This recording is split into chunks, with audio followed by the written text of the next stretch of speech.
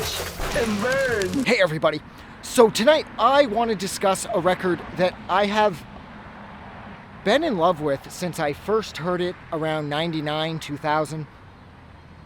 This was when I was going through my sort of like relapse records earache phase where I had discovered Spaz by this point, and then through that I'd found Charles Bronson, and then the Agoraphobic, and then Pig Destroyer, Be Numb, Ass Suck, Excruciating Terror.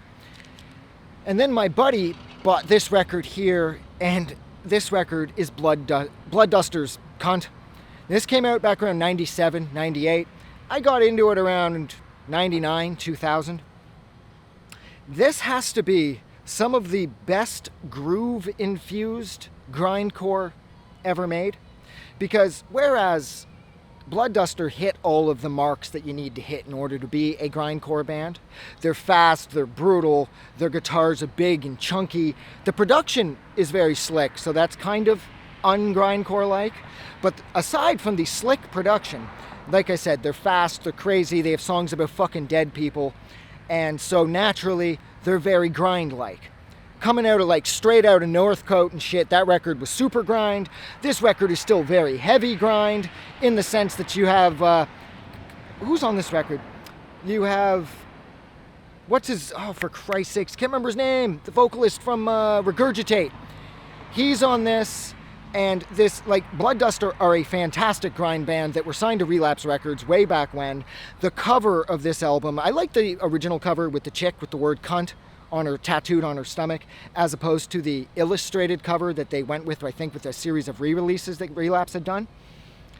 And I also loved how the song titles were all lumped together as one word. Like, I love it when Joe Pesci swears, or a tracksuit is not appropriate metal attire. It's all one word. I thought that was really clever too. But I think the absolute most clever thing about this record is how accessible it is.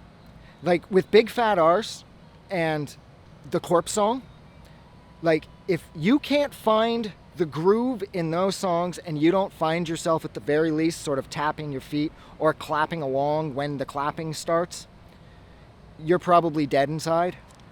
And that is saying something here too, because usually you wouldn't focus on a grindcore band to talk about how catchy they are. I find aspects of every grindcore band I've ever loved to be incredibly catchy and incredibly fun. They're just as catchy and just as fun as anything, say, like a more melodic punk band like Bad Religion or The Offspring or some shit would do.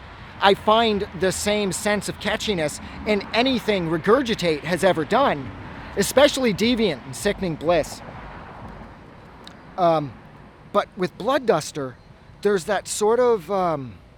there's almost like a Nickelback quality tossed in, and there's a lot of slowed down groove on this album. Like, this record throws in aspects of like Nashville Pussy and like White Zombie, or Rob Zombie for that matter, who at this point was just getting up and running, so it's better to say White Zombie.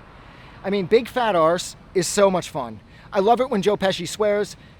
In addition to being a really fun and catchy song, I love their drums. There's something about how their drums and the kicks, just like the bass drums and the snare drums, just sort of marry off. And I feel the same way about Be Numbs by Means of Upheaval. I found that the snare complemented the kicks on that record the same way that I find the snare complements the kicks on this album. But like, their songs, they just hit so personally. Like, I love it when Joe Pesci swears. Me and my friends have actually said that to each other. Watching Casino for the trillionth time, or watching like Goodfellas back then for the trillionth time. We love it when Joe Pesci swears. And then I remember my buddy got this record and he was like, holy fuck, yo, check out whatever track number it is. And it was like, 8 or 9 or whatever. And it was like, I love it when Joe Pesci swears. And it's like, this fucking band is reading our mind. And they're just so memorable. And because they have that White Zombie, Nashville Pussy sort of flourishes of Pantera tossed in, this record, from Blood Duster, at the very least Cunt, is kind of for any metal fan. Like, if you like harder music, but it doesn't always have to be so incredibly fast that it's trying to break your neck, you want something with way more groove, but you still want it to hit hard, this is the record for that. This is like one of the best records I've ever heard, period, based mainly off the strength of Big Fat Arse and the Corpse song. I love the groove, and love how no matter how many times I hear this record, it almost sounds like I'm listening to it for the first time again. That is just so awesome to be able to say after a quarter of a century. So look, I'm going to stop there. So thank you so much for hanging out with me while I discussed really the only Blood Duster record that I'm really familiar with, and that is, I believe, 1997's Cunt. Like always, if you like this review, don't forget to do something nice for somebody. But please, most importantly, don't forget that the world is actually a better place because you are in it. Like always, I'm going to go.